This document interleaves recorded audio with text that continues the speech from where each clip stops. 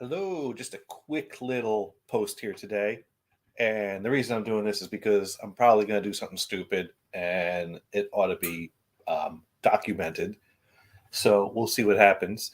Um, I'm posting to both the Johnny Gators and the Computer Bar YouTube channels because before I put this next thing on the desk here, currently on the desk next to me is the Compact Portable 2, which I took the cover off of, and I did not do a live stream with that machine last night because it's got too many problems at this point. There's a few tedious things I ought to do before digging more into this machine.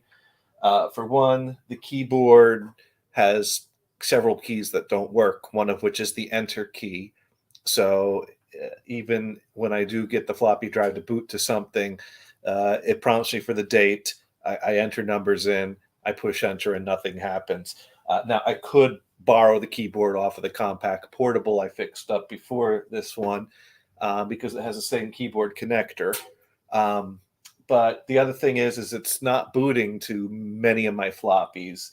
It's only booting to my uh, DOS 3.2 disk, which is a disk that I had gotten already formatted. I think the problem is my high density drive on my Pentium 4 is formatting 360K disks uh, in a problem.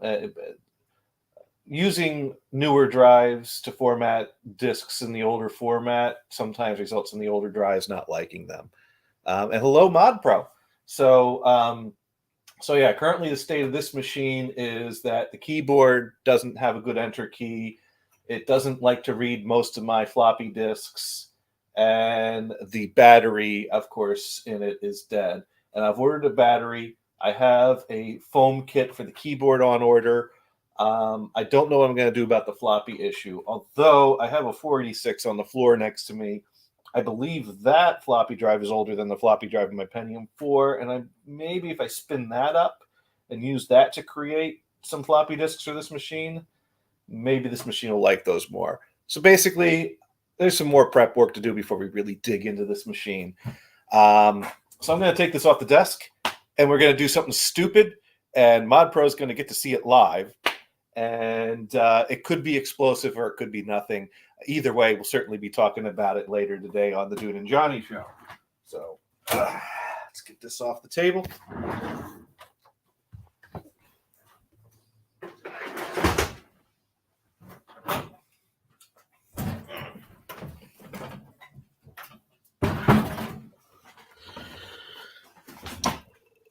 So I went to an antique radio swap meet up in Nashua, New Hampshire today, and I was walking around and I bought some records.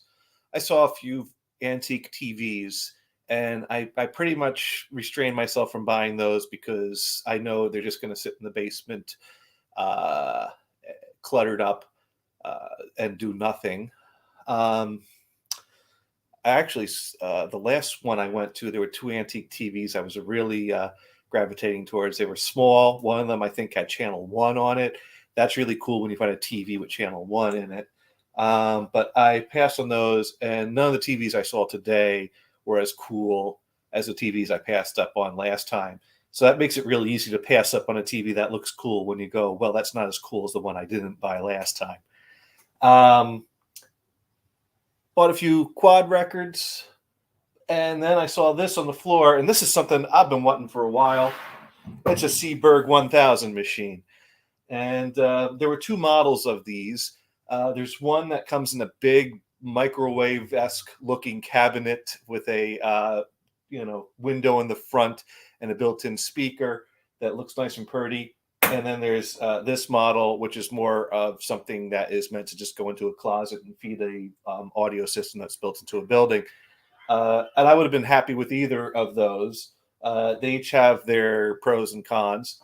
This is a bit smaller than the big microwave unit, and really it meets my needs fine. I just don't know if this is going to work or not. But what is a Seeburg 1000 machine? Well, it's a, if we get the door open here.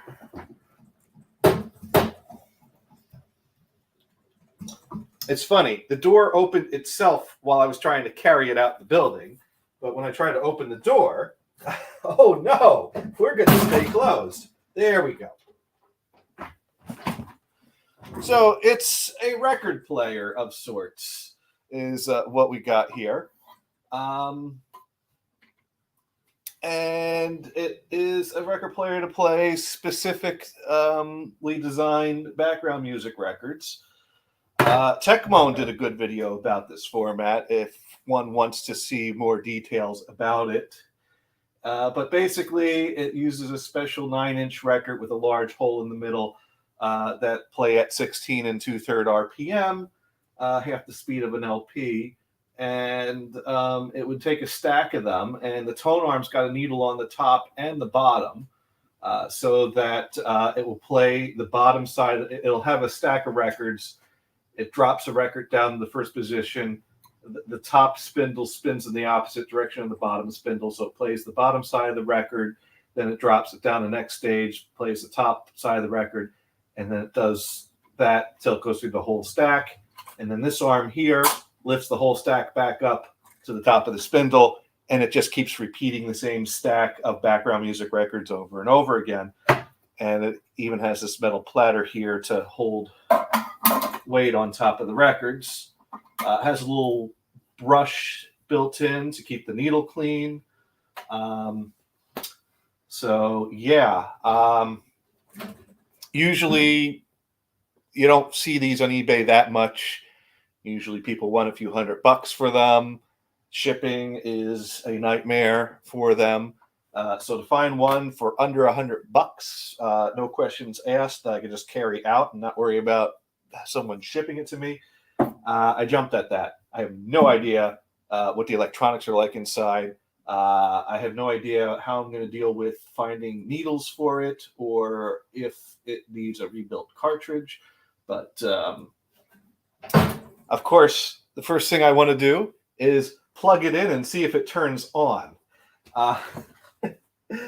And I've not unraveled the power cord yet, but the power cord does look to be intact without frayed wires. So I think that's our first test before we want to plug it in. Is it going to electrocute me just to plug it in? And this cable is rubber and it's intact and it's looking good. The prongs are a little rusted, but they should make contact. So yeah, I think step one is to plug it in and see what happens. Step two is to turn it on and see what happens. Actually, before those steps, though, let me make sure I know where the nearest fire extinguisher is. I believe we have one in the kitchen. I just would like to... yeah.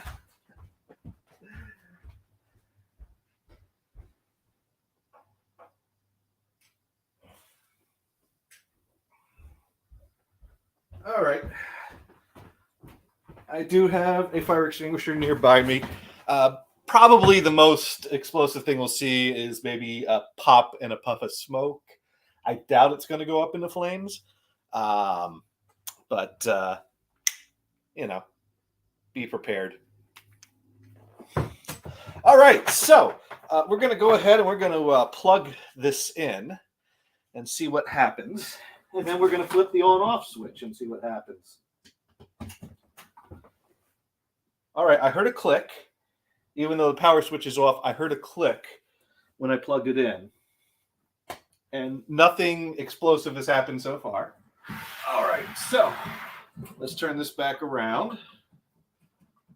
Okay, no frayed wires, right? And we got a light. We got a red light on here. Even though it's switched off. So I guess there's some kind of standby power that always goes into it, even if this switch is off. And we're going to go ahead and flip this on. And nothing is happening. So the motor's not turning. Nothing seems to want to spin. No moving parts are working. And there's no built-in amplification, so we're not going to get sound out of this thing anyways, even if it does work. We'd have to wire it into something else for amplification. It was designed to be wired into like a building's audio system. Maybe the reject button does something? Well, the reject button didn't even move in the arm or anything. All right, so far we have a little red light is what we have. We have a little red light in a big metal box. Functionally, that is all we have. So clearly, there's a lot of work to be done here. I'm going to go ahead and turn this off and unplug it now, carefully. There we go. So yeah, essentially right now, I have a $60 little red light in a big metal container, which is not a bad starting point because, hey, at least the light works. So yeah, that'll be a future project. I don't know if we'll do it all live or whatnot. I mean, I'll probably dig into it, open it up a little bit. Probably the motor is seized up, but that's a very simple thing, I think. Idler wheel motors, in my experience, are generally an AC cable coming into some type of a, or maybe a DC, basically a cable coming into some kind of a magnet that has a hole in the middle that the thing's floating in, that's lubricated. So it should be fairly simple to get a motor spinning, an electric motor spinning. And from there, it's a lot of mechanical parts, which could get a little, hopefully the mechanical parts don't require all being disassembled, because it's probably a very, record changers can be very complex pieces of machinery with lots of gears and moving parts and all that. So ideally, I would like to not have to take this apart and put it back together completely, because that's a lot of parts.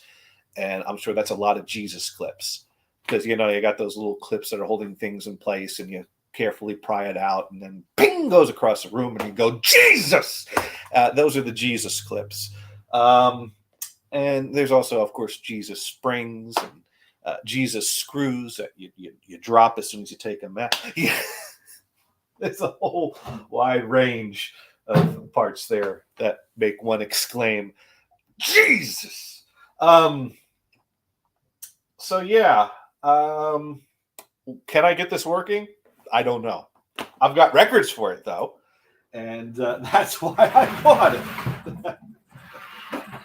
And on the back here is where we have a connector, a little connector in the corner here, which is probably where our audio comes out, and it probably is coming out line level and needs to be amplified. So I probably have to build some kind of an adapter. So there we go. I'm sure we'll talk a little bit more about it on the Dune and Johnny show today on the 5-Hit Dune Twitch channel. Thank you all for tuning in, and we'll catch you all later.